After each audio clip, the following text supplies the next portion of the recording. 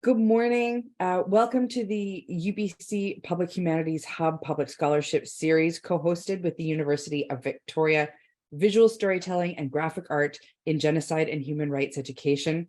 I'm Andrea Webb, the co-director of the project and faculty member in the Faculty of Education at UBC. With my colleague, Matt Hukalak, we are moderating today's discussion. We want to begin by acknowledging that UBC is located on the traditional, ancestral, and unceded territory of the Hunkaminam-speaking Musqueam people, land on which we are uninvited guests. We are grateful to be able to do this work here, and because today's panel is virtual, we invite attendees to acknowledge in the territories that you are joining us from today. Today's event features Erin Jessee, from the University of Glasgow, and is the second in a series of 5 about ethics and trauma-informed research that the Hub and UVic are sponsoring this year. So before we get started, I'd like to tell you about the other ones. On May 23rd, we have Shannon Leddy talking about the ethical relationality and Indigenous story work. On July 6th, George Beliveau and Christina Cook will be sharing their work on trauma-informed research with survivors. And November 2nd, Shell Anderson will join us to talk about human rights approaches to witnessing and testimony gathering. Finally, we are still working on scheduling for the Canadian Journalism Forum on Violence and Trauma presentation, but check back to the Public Humanities Hub website for more information. We hope that you can join us for one of these events. Matt.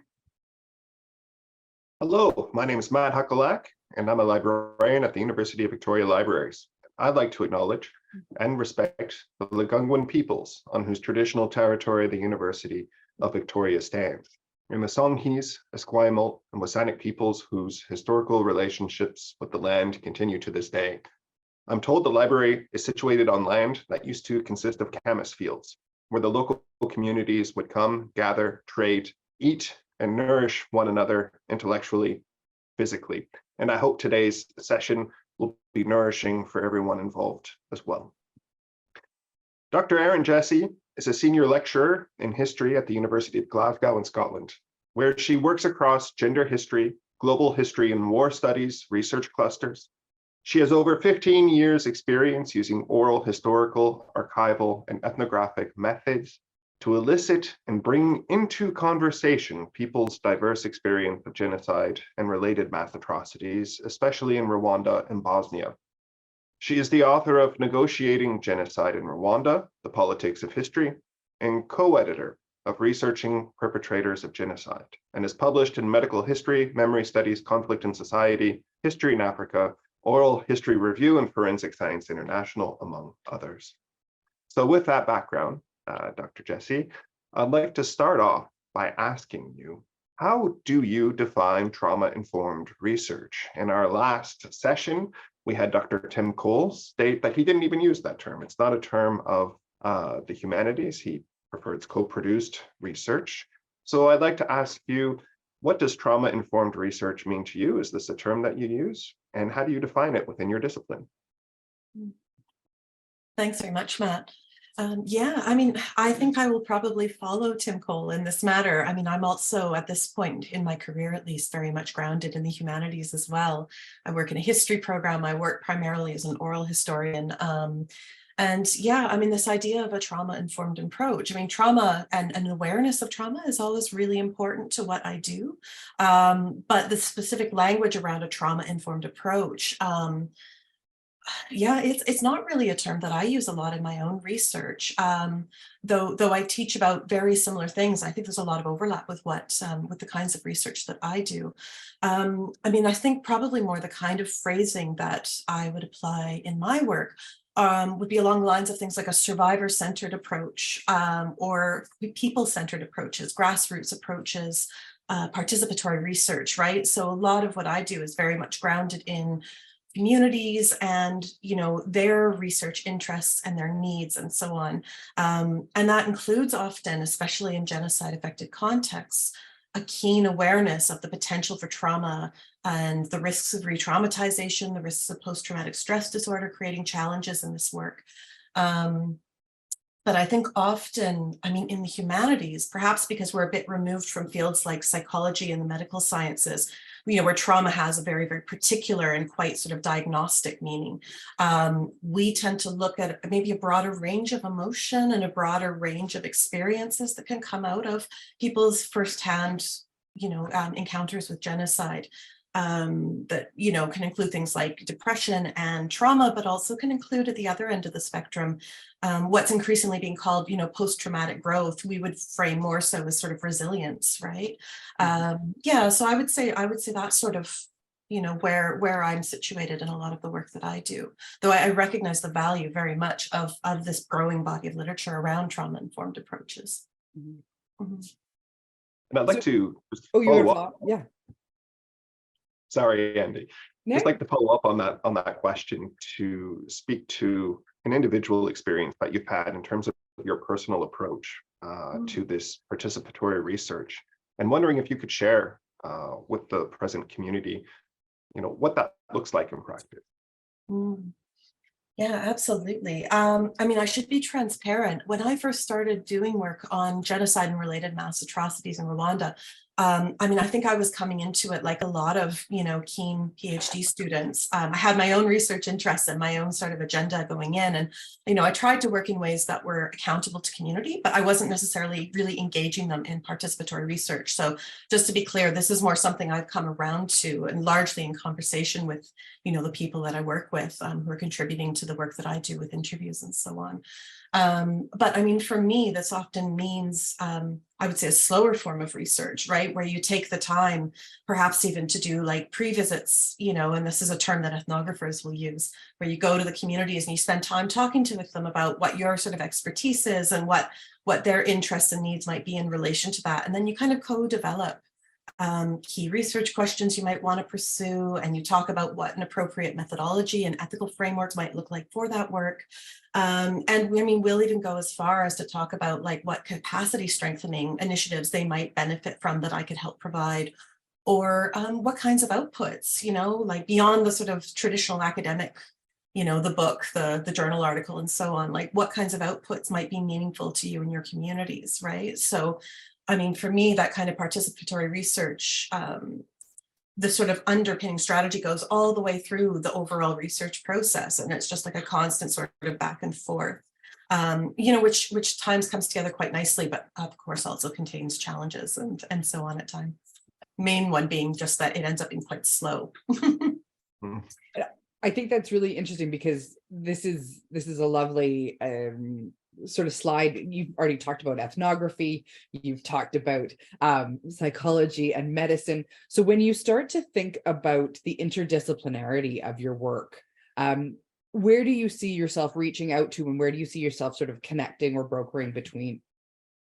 Sorry, Andrea, can you repeat that? I just lost you for a second there and I missed like the middle part of the question. Okay. I'm so sorry. It was okay. a blip. No, I was just starting to think about the interdisciplinarity of the work, right? You've already mentioned ethnography, you've mentioned psychology, you've mentioned medicine, as not only being, frameworks that are being brought in, but also literature and language that's coming into those connections. So how do you see the interdisciplinarity of this work existing, and where do you draw from or broker with as you start to create those frameworks and the relationships on the ground?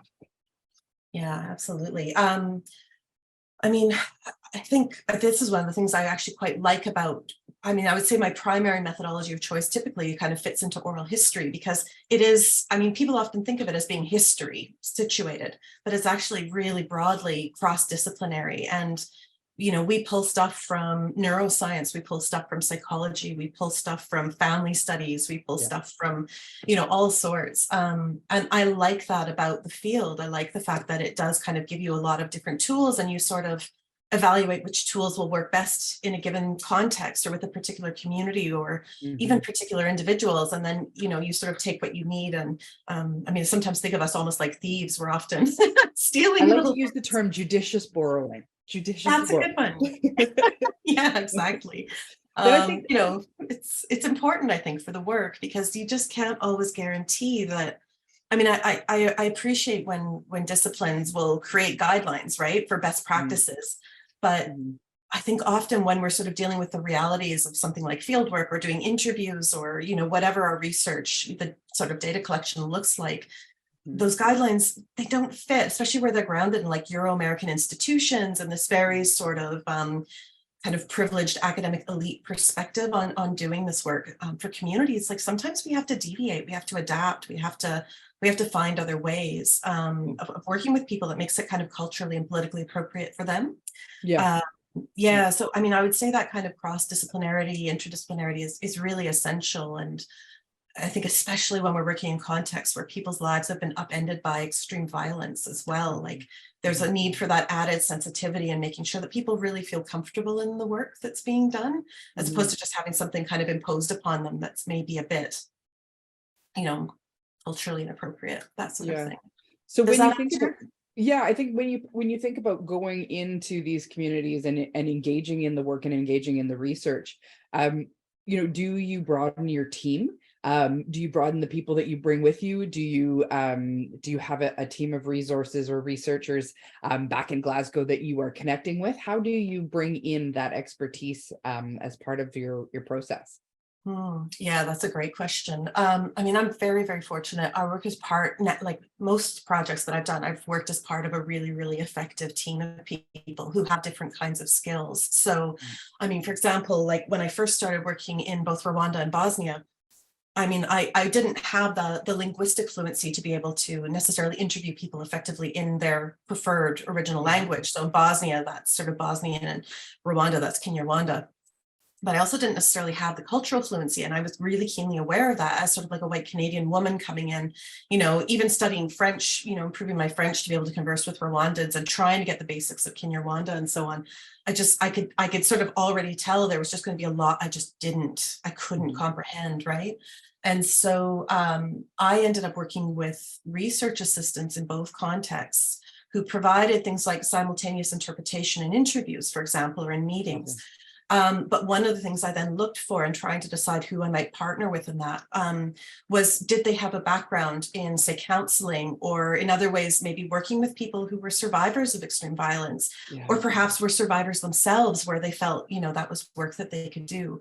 And I was really, really lucky that in both contexts, I could find people who had that expertise, but who were also really, really keen at working on a project where they would have an opportunity to apply those skills in a slightly different way. And we built that then right into the way that we worked, where, if we noticed people were becoming distressed or other kinds of really extreme emotions were arising, like I could just, they would just kind of suggest a pause, they'd let the interviewee take control, and I would like leave the room and they would just help them process whatever was going on so that we could at least ensure that in that moment, they were getting the support that they needed, right? And then they could follow up with them as well, a day after, so on, and see how they were doing. And if there was some other kind of support then that they needed. I mean, in both contexts, often people's preference was just to be around family and loved ones, right? Not so much counseling, like it exists in both contexts, but it's not necessarily what people might prefer personally. So yeah, we would also try to make sure that they had that as well. So. Erin, it's great to hear about your sort of early research state as a PhD student. And I want to sort of shift this conversation more towards an institutional framing here, because as a librarian, a lot of work I do has to do with research methodologies, sharing that with newer generations as they come in, but also scholarly communication, right? The publication cycle. And as you were talking about slow research, it really occurred to me how much our current state of scholarly communication in terms of publish or perish isn't necessarily set up for that type of slow research, particularly when it comes to tenure and promotion, right?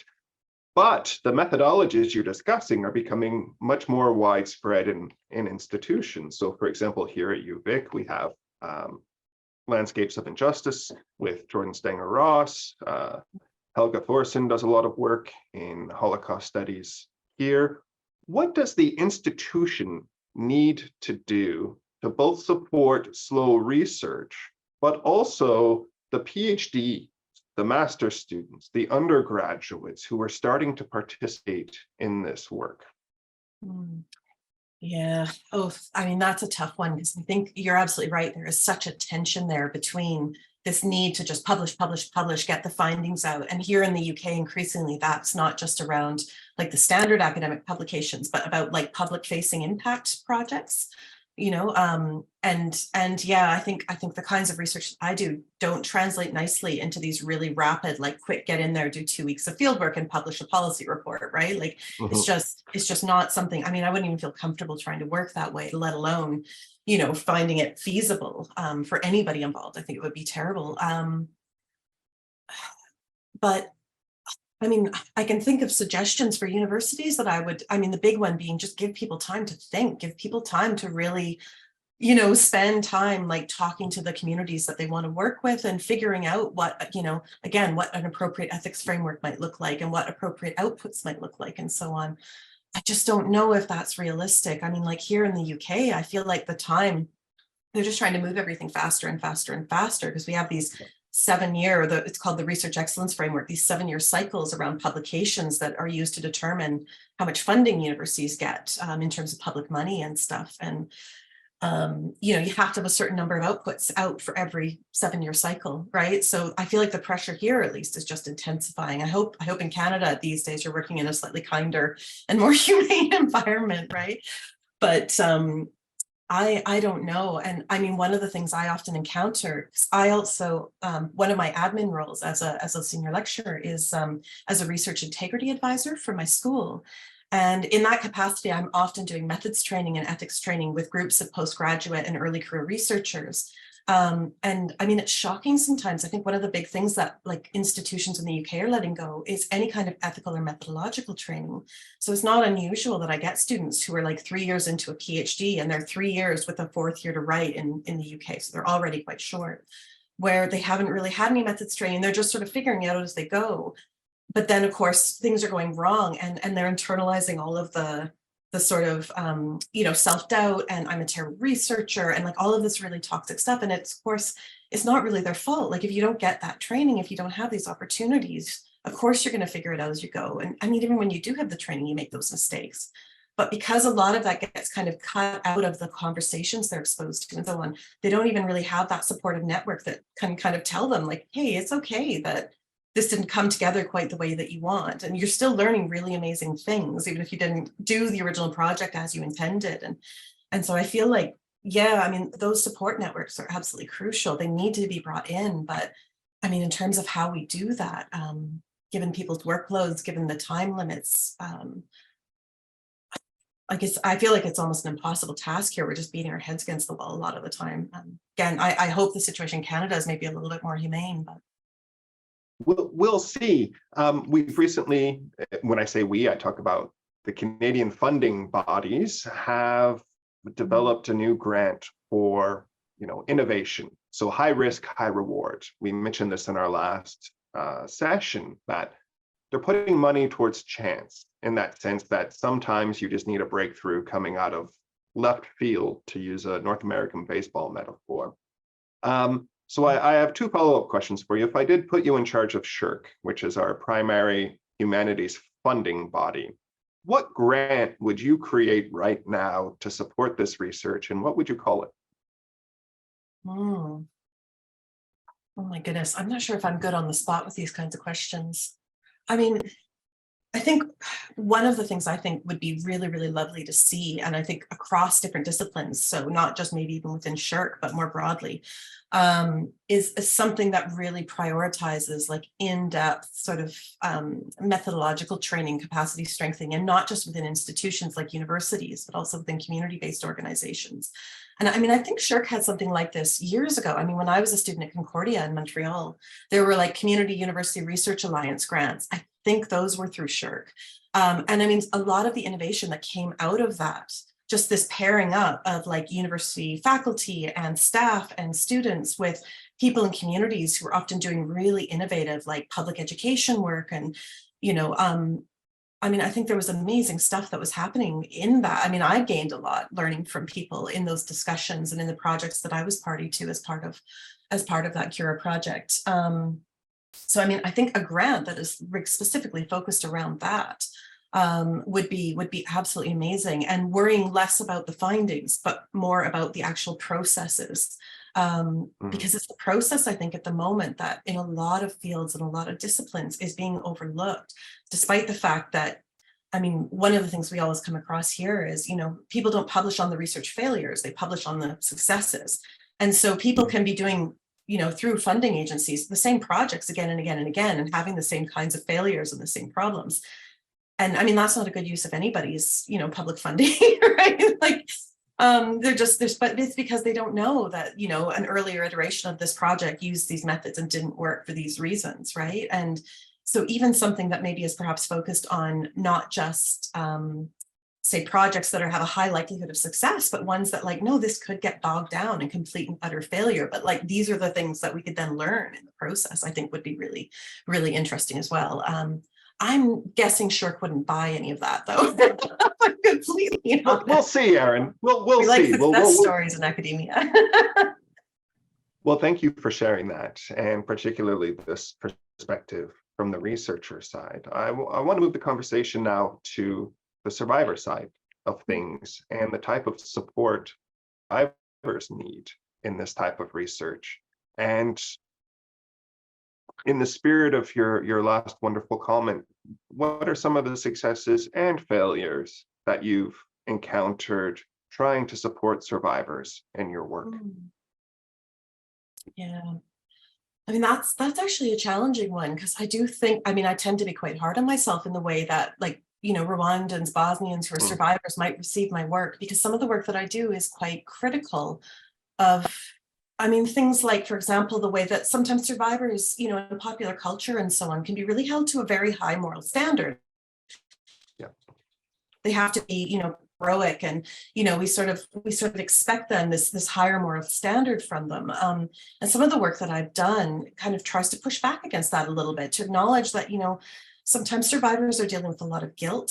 Sometimes they've had to do really, really difficult things in order to survive, like, you know, abandoning loved ones, joining in with perpetrators, you know, and committing atrocities in order to negotiate their survival. And I think I'm sort of the same school of thought as Primo Levi and other Holocaust survivors, who sort of said, like, we need to acknowledge this complexity, and not judge people when it comes up, because we sort of recognize this, like, gray zone, and that often what perpetrators are trying to do in committing mass atrocities is either completely dehumanize and destroy the victim group, or for those who remain, they want to make them resemble, you know, this dehumanized, disease contaminating presence in society that they'd always sort of claimed them to be, right?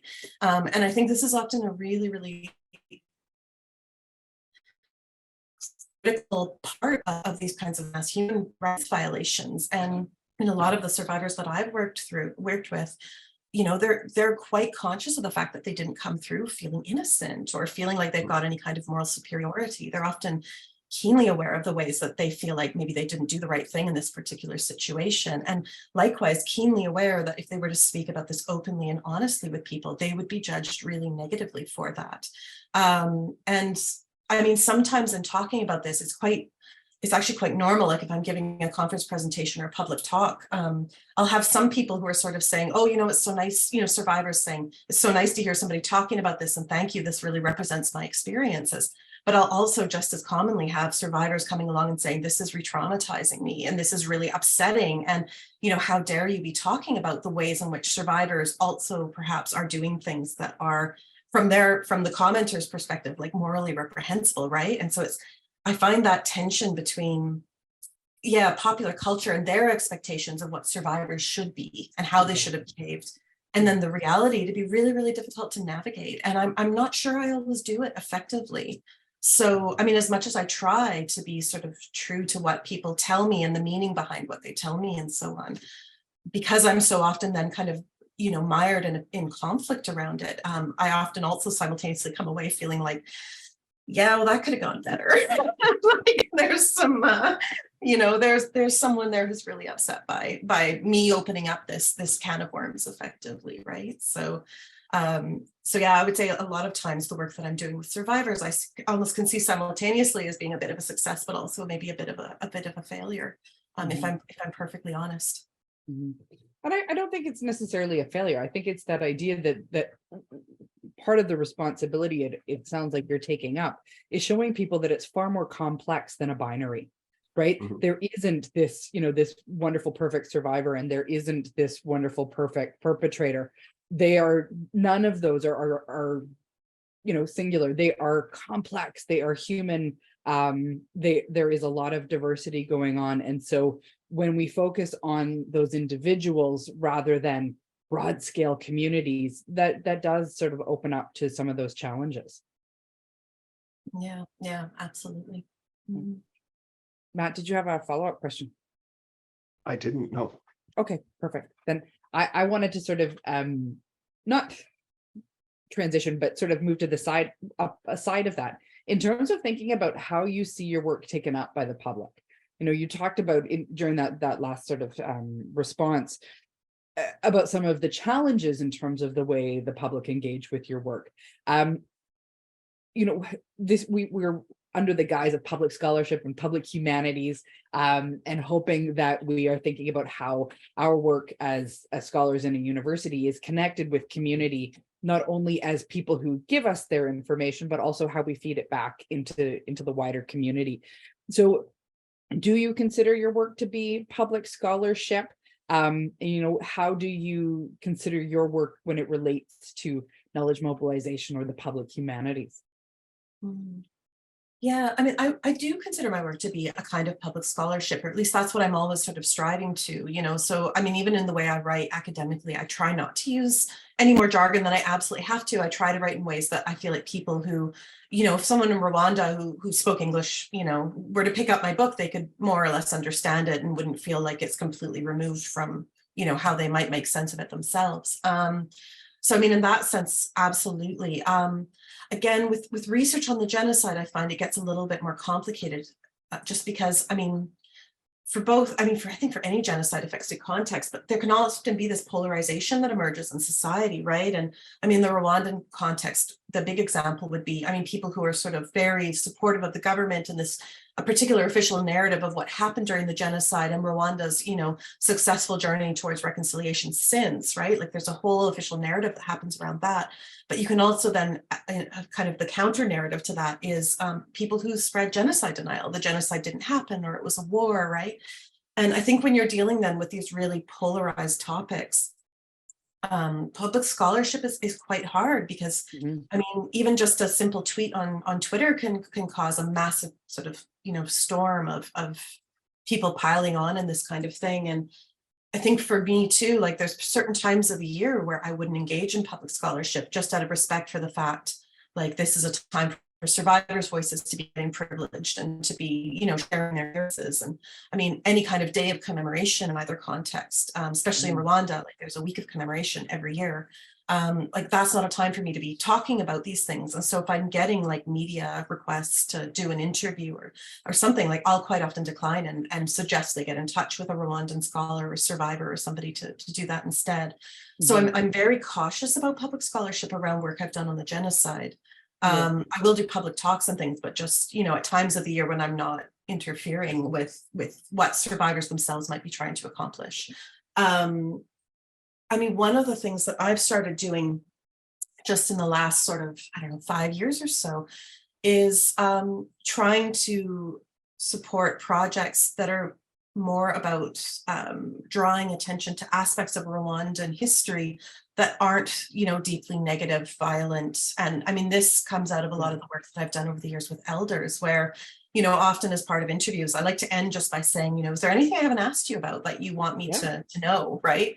And they'd often go into these really long, discussions about how proud they are of Rwandan history and cultural heritage. And there's so much more to the country than just the genocide. And wouldn't it be amazing if some of these researchers who were always coming and wanting to talk about the genocide would also pay attention to the deeper historical context in the country? And and so, I mean, that's now where I'm doing more of the public scholarship. Like one of the projects I'm doing right now is working with community in Karongi district, which is in the west of Rwanda, to create like a cultural heritage audio walking tour and accompanying website and like a book and stuff that's just all about, the early history, the oral traditions, things that they're proud of.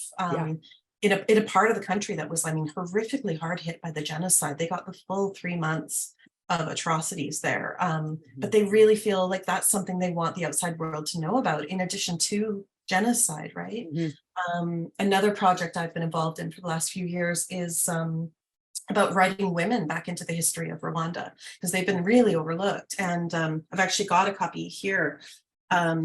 We're doing like a little graphic novel series that highlights women who made like significant contributions to the nation's history. And so this one's about a woman in the 17th century who became a chief, and there's going to be other iterations down the line too that talk about women as Indigenous spiritual leaders, or women who were you know, gave rise to some of Rwanda's oldest clans. And some people know the stories, some elders know the stories, but a lot of this is just kind of hidden away in old colonial archives and aren't known to Rwandans themselves. And so, yeah. Before Matt hops in, because I know he has a question coming up, but I just was also thinking about, because these genocides that you're looking at in Bosnia and in Rwanda have happened within our memory, right? And you know, as mid-career folks, it's within our own memory. So it tends to eclipse so much of the other history and so much of the other life of these cultures that are not necessarily part of it. You know, we think about the popular culture, we think about the popular news cycle, and those are the things that we fixate on, forgetting that these cultures and countries have very rich histories that is the reclamation of which is part of, I guess, almost reclamation in the public eye is such an important part of how they are perceived. Yeah, absolutely. And I mean, there's a growing number of Rwandan scholars as well, and Bosnian scholars too, where they're trying to kind of push back against this. Like, our country is not just about war, our societies are not just about this war, but often it's a really, really difficult, it's a difficult thing to do, because it's also about what the public sort of gloms onto, right? And you know, it's interesting how, a graphic novel on genocide, for example, often, you know, it attracts a broad audience, but something that's more sort of seen as more specialized and talking about an earlier period in history or something, there's just not the same level of readership. Even just getting these things out with publishers, you know, support and stuff can be really, really challenging. And so, I think, again, it's just like this constant struggle. But I think it's an important one, right? Because I think we do an injustice to people sometimes if all we're focusing on is like their worst lived experiences and the worst aspects of their society, right? So I would say, I mean, that's where a lot of my public scholarship, I would say, is more taking shape these days. Well, all of these comments sort of also allude to the archive, right? That imagined historical trove of information from which either the West conceives of a place, or for you, Jessee, that Erin, that graphic novel, that graphic novel that's being created to retell these historical stories that may be missing from the archive. So for you and your work, what role has the archive played? What challenges have you faced there? And how has your idea of the archive shifted working with these communities? That's an interesting question. I mean, in terms of how my perception of the archive has shifted, I hope it's a lot more nuanced now. I mean, I think, again, like, even with the sort of training I had in anthropology and history going through, you know, my education, there was still a tendency, I think I'm still kind of that generation, where there was a tendency to sort of approach the archive and other kinds of institutions as kind of neutral, right? They're just spaces where there's all this information and you just go and access it and you learn stuff, right? But working in tandem with Rwandan researchers to actually look at some of these archival materials, and even just sometimes like the way the materials are stored, you really come to see a lot of the kind of the inequality, the politics of the institutions, what they deem to be worth preserving and maintaining versus what they will destroy, you know, if it's not being accessed.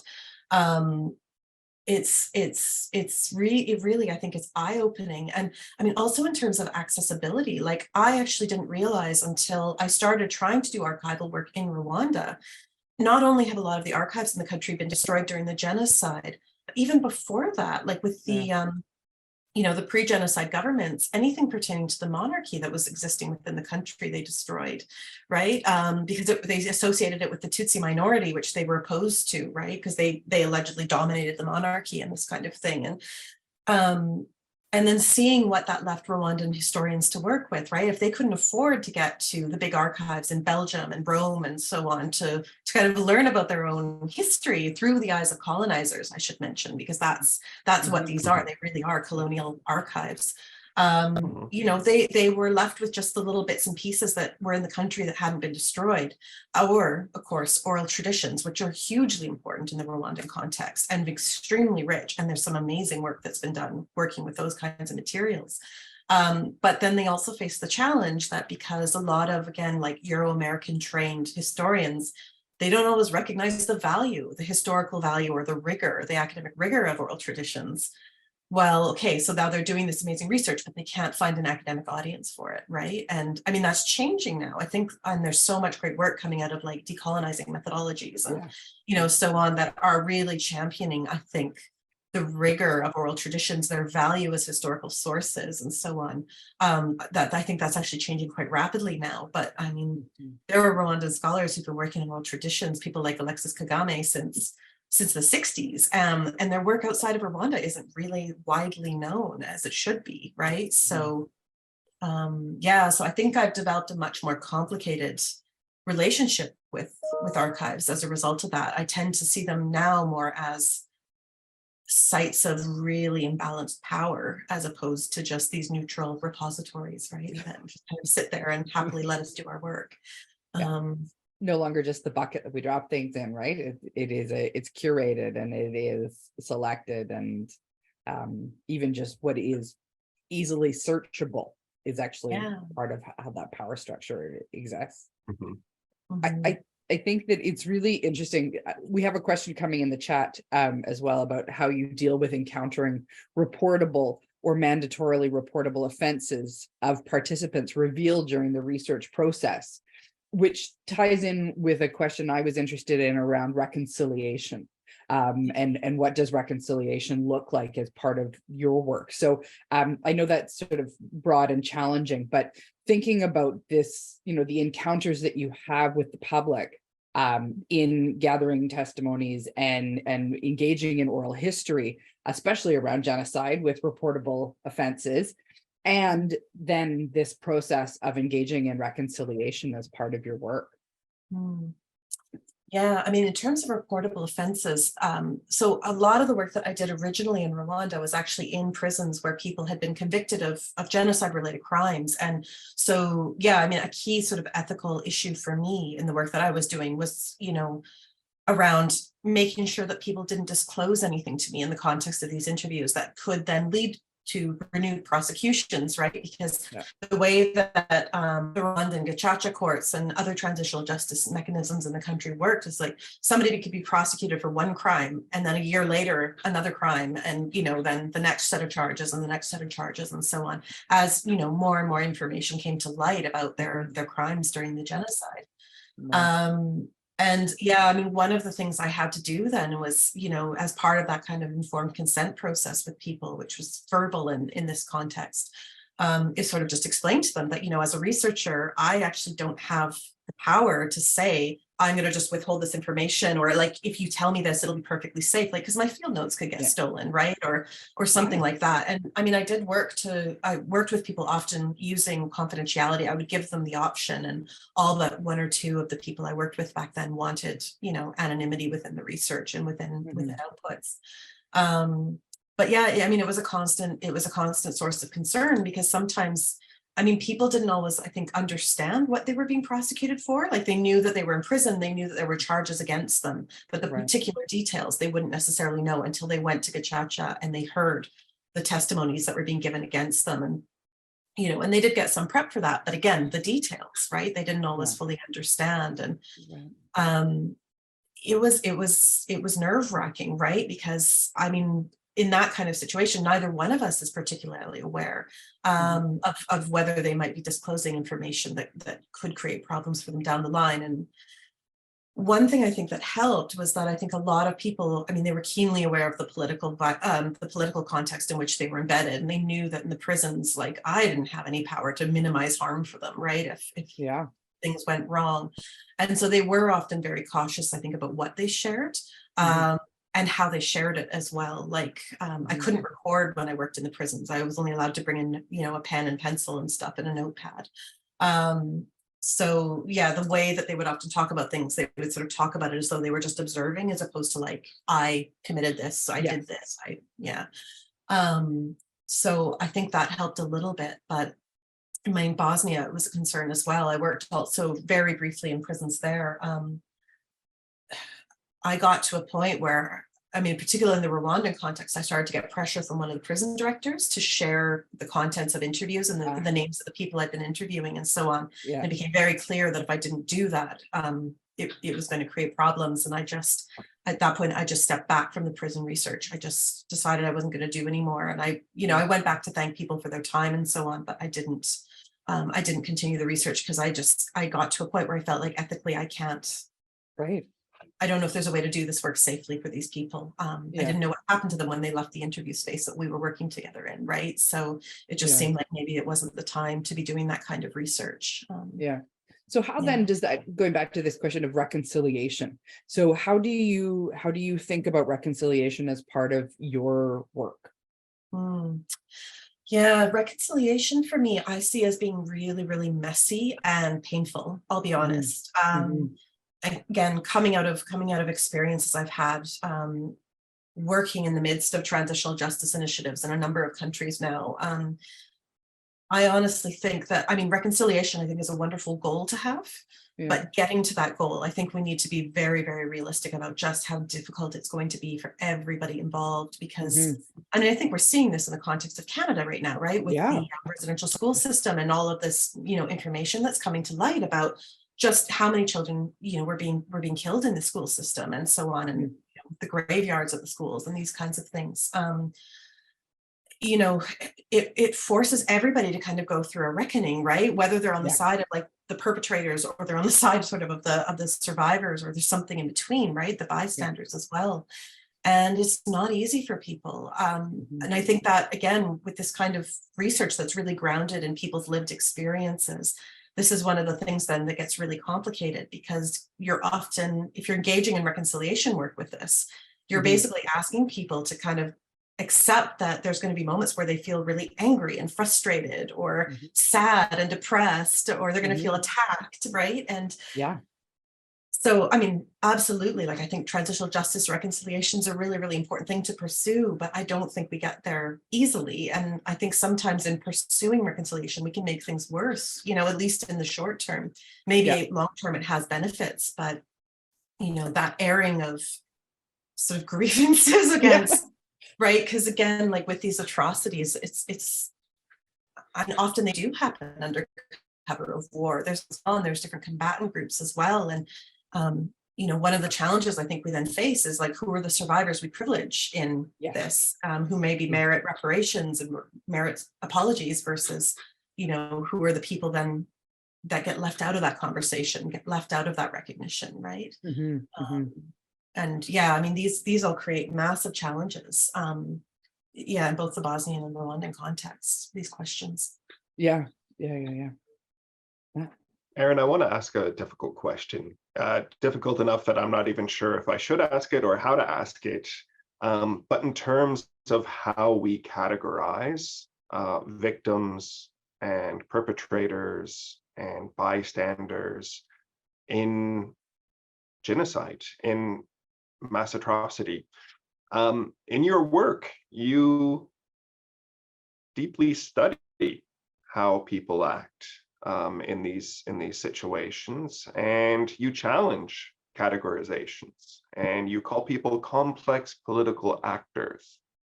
And I'm wondering if you could unpack that more for us, either within research context you've been in, or in a Canadian context. What does it mean to be a complex political actor in an era of atrocity? Yeah, so I mean, this idea of a complex political actor is something that I've been sort of thinking through, building upon the work of people like Erica Boris, who's used the phrase or coined the phrase complex political victims, and then Erin Baines, who's coined the phrase, complex political perpetrators. And the idea is that, in times of conflict, yeah, the conflict can get really, really messy, and get people, clearly committing crimes where, okay, they're perpetrators, they're war criminals, and so on, right? And likewise, you get people who are clearly victims, where like, no, it's just harm has been done to them in all of these different ways, and of course, harm that in no way was merited, right? Like, not that it ever really is, but then at the same time as we get people who kind of clearly fit within these categories, we also get people who don't clearly fit. Either their role shifting at different times. And I mean, one of the things I often observed in the context of Rwanda and Bosnia was like, you get people who might perpetrate crimes on one day, but they're also rescuing people simultaneously, maybe loved ones, a wife or their children who maybe share in some way the heritage of the group that's being demonized and targeted in this violence, right? And likewise, you get people who are sort of bystanders to the violence, right? But then at some moments they become victims, maybe because they're trying to protect somebody or they're trying to resist. They might also over time get drawn in to the violence, into participating. And where people participate in this violence as perpetrators, right? Often they're doing so for really complex personal reasons that don't necessarily align neatly with the political ideology, the propaganda to which they're being exposed, right? Because I mean, I think even when people are really embedded in propaganda, they still often have a mind of their own as to whether they're going to accept that, internalize it, or if they feel like, nah, that's not my experience, I'm going to let that go and whatever. And I think especially when we come to a topic like genocide, it's important to be mindful of this, right? Because genocide is held to a different, at least legal standard. But I think also in pop culture, it's held to a different standard compared to, say, war crimes and crimes against humanity. It's often framed as the crime of crimes. And with that comes a sort of special intent. It's not the regular criminal intent that applies with other kinds of crimes, where it's just, I have a plan and then I carry out that plan, right? It's got to be explicitly genocidal intent to meet that criteria. The person has to be committing those crimes with the intent to destroy in whole or in part a national, ethnic, racial, or religious group, right? And when we start then looking at it through that legal lens, it becomes especially hard because, I mean, I know that when I interview perpetrators, there are going to be things maybe they try to mislead me about, right? With anybody I interview, I try to take a critical eye to what they're saying. But that's not to say that when they say, well, I didn't fundamentally hate the Bosniaks, or I didn't fundamentally hate the Tutsi, that they're lying, right? A lot of people participated in violence because they saw it as part of a war where they were defending their homes and, this kind of thing. So the reasons why people can get drawn into participation in genocide can become really complex as well. And so what I was trying to do, what I was thinking through with this idea of complex political actors, is that at least as a starting point for analysis, we should try to think of people in this more sort of open-minded way, right?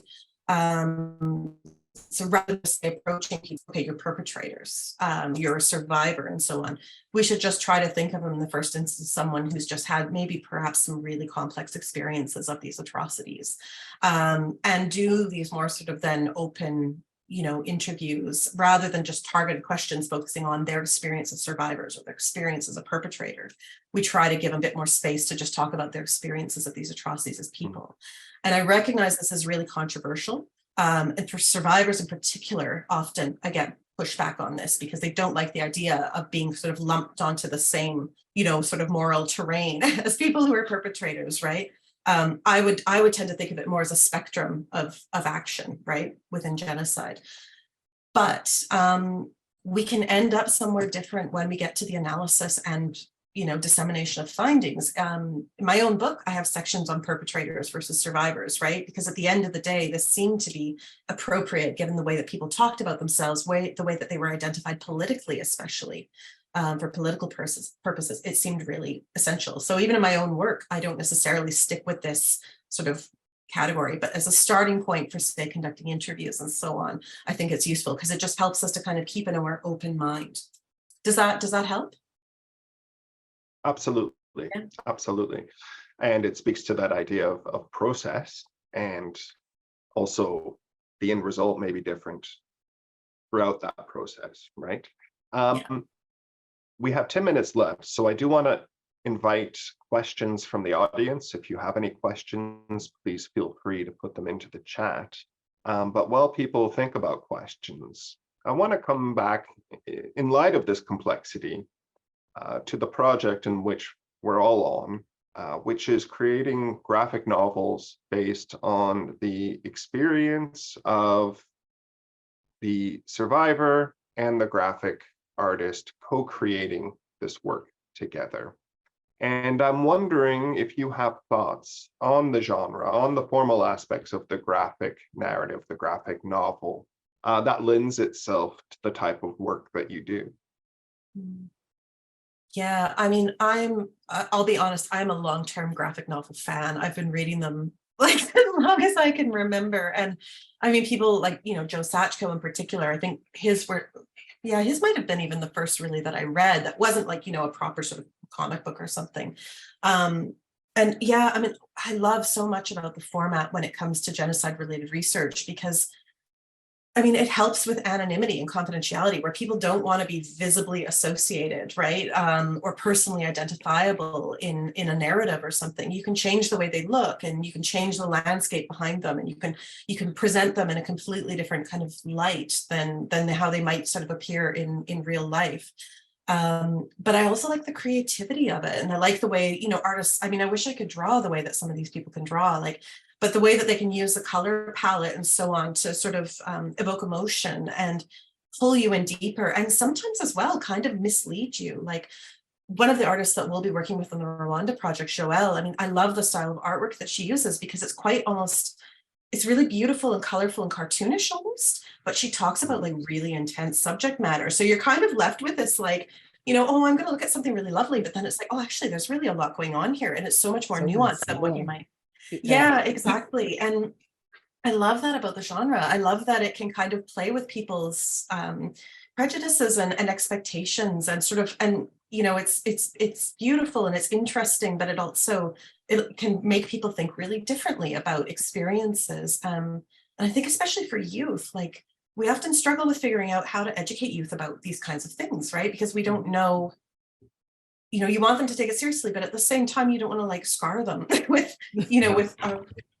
just a horrible graphic detail, right? And again, I think that the graphic novel can kind of can play a role in that a little bit, because you can sort of portray the violence without really going into like sensationalist, like the way that photography is sometimes used, like in the media and so on. Like again, I think specifically of like Rwanda and Bosnia, images of like people who were being held in concentration camps, or people who were, had been hiding for months in horrible conditions, and like the way that those images would kind of hit people, but at the same time almost shut them down because they just can't take in what they're showing.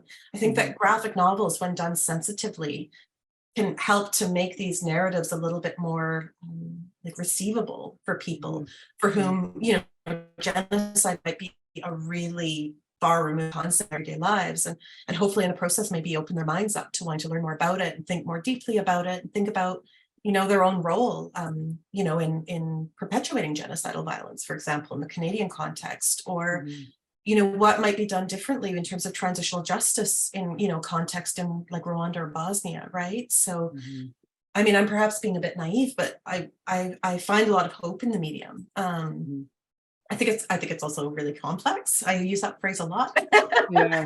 But it does kind of, to me, it just seems really, there's some promise there I'd like to explore further. Sorry, Andy. Yeah, no, I get so excited when we start talking about this, about the educational component for this, because I really think about how is it that we are able to take that story of a single individual or of a single community and amplify that as an example or one piece of a larger story. And it's not necessarily for me about telling students everything they need to know, but instead getting them involved in the complexity of a particular story, right? And they are capable of that, and they want to engage in that. They don't want to be told the names and dates. They want to be exploring the nuances of some of these stories, very human stories as well. Yeah, I'm going to transition into one of the questions. So we have a question from the panel that says, thank you for this fascinating discussion. I greatly appreciate the interesting questions posed and Erin Jessee's thought-provoking responses. I found the topics of slow research and the emphasis on the importance of research process to be especially significant, and how these elements are often in tension with university research priorities. Can you say a bit more about how relationship building in a survivor-centered approach fits into your research, and also how university research protocols may hinder this type of approach? So also for our students in terms of completion timelines. Yeah, I think it's especially a challenge for students where they have really, really tight completion timelines. What I often see happening is that, for example, we'll get students at master's level. Often, as part of that, they'll maybe get a little bit of time to go out and engage with the community a little bit. And then for the PhD, if they decide to go on, they've got those contexts they can use to kind of build upon and start to, they've started to have those conversations. And within my institution, we have what's called the Glasgow Centre for International Development, and they offer small internal grants that people can apply to for things like what they call pump priming, right, to get the conversation started, or for partnership development and so on. And I think initiatives like that are really, really essential. One thing I would say are a bit challenging, though, is they too tend to have really, really tight timelines. Like, you've got to get the research done within the budget year. They're not 2, 3, 5-year projects. You have to go federally, for, in the UK at least, for those kinds of like big, large scale grants. So they can be, these little sort of internal funding initiatives can be great for getting the ball rolling, but you still then really need to get the big grants. And like here, I mean, I don't know about Canada, but here we've got about a 4% success rate at the moment in the aftermath of the pandemic. And it's even worse for international research, because a lot of the research bodies, the big sort of international development funding that existed before the pandemic, died a death. And we don't have anything yet that replaces it, right? So, but I think more funding of that nature is really essential, where we maybe have the ability as faculty, as administrators, to try to carve out little funding pots for doing that. It at least gets people on the ground. It at least gets people like able to start these conversations. The other thing I'm often trying to do, and again, I encounter a lot of resistance with this, but like finding Rwandan and Bosnian scholars who can come and do PhDs, and they're already part of communities. They may not be like a perfect insider, but they're also not a complete outsider, right? And they can sometimes also bring in those connections and so on, and I mean, can make for a really, really, really amazing projects that then hopefully can maybe over time start to benefit other researchers as well. But that's really hard here. We have really, again, I think this is an issue in Canada, strict visa requirements, right? It's hard with the language requirements. Like, you have to even get a student visa, you have to demonstrate fluency in English, right? Which is hard when you have grown up in an Anglophone context for people. So again, there's a lot of challenges with that. And I've yet to actually get a Rwandan scholar into a PhD program at my institution, though I've tried many years in a row now, right? So there's a lot of barriers. There's also barriers in terms of like funding, whether it actually supports them financially while they're here, given what other demands they might have upon them back home, right? But yeah, I think some of these mechanisms, they need a lot of work, but they're starting to put in place, I think, try to end on a positive note here. They're starting to put in place whatever, what's needed to really do this work, I think, much more effectively, and to give people that time to do it a little bit more slowly, a little more thoughtfully. But it's really, I think one of the best things we could do is just get rid of these tight time deadlines for students for completion. Before we go into Matt's question, I think one of the things I think is really interesting when we look at this conversation writ large is the way that you're talking about interdisciplinary connections and this very complex world in which your own research situates. And then we go to these institutional infrastructures of funding and support and PhD programs that don't live in that world, right? So we're seeing all of our scholarship become so much interconnected and more complex and this wonderful little intellectual soup. And then we go back into these bizarre, tight infrastructure that is not aligned with the way that we are living as scholars in our research. Yeah, I agree. Jordan Stinger Ross has a comment that I'd like to share, because it sort of speaks to, what are some positive things we can do within the institution. He says the partnership grant, heir to the Cura program that Erin encountered as a student, do the work that we were talking about earlier. They provide a key mechanism for providing opportunities for early career involvement in community engaged research. And those of us with a little more gray in our remaining hair, for those of you who have hair remaining, can take on some of the administrative burden while creating opportunities for younger folks. Everyone benefits. So I think the grant is there. So good news there. Fair point, And also a call for those of us with shinier heads to do more administrative work. Erin, we're at the 10 o'clock mark here in Victoria, Vancouver. I'd personally like to thank you for sharing all of your knowledge with us today, your experiences. I certainly feel nourished. So thank you so much for joining us. And Andy, I'll hand it over to you. Wonderful. Thank you so much, Erin, for this conversation. I know we have been wide ranging and all over the map, but it was so lovely to hear about your experiences and then the ways that you're bringing this experience and knowledge into our current project, and the work that's going forward. And I'm so excited to hear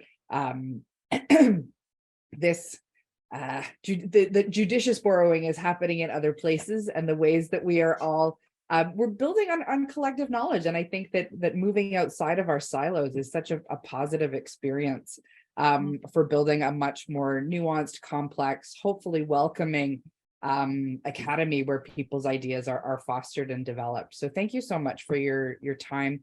We really appreciate you being here and being part of the conversation. Oh, my pleasure. I really enjoyed the conversation, which is, I know, a weird thing to say when we're talking about human rights violations, but no, I've really enjoyed it as well. So thanks for having me, and thank you everyone for your attention. That's wonderful. And we also have another webinar coming up in our series. Dr. Shannon Leddy is going to be talking about ethical relationality and Indigenous story work on May the 23rd. And Sydney has posted something in the chat for everyone. We also have another session coming up in July with a colleague of mine from education at UBC, George Beliveau and Christina Cook, who will be talking about trauma-informed research with survivors in their own work with veterans. So thank you very much for joining us, everybody. We look forward to seeing you at the next webinar. Have a great day.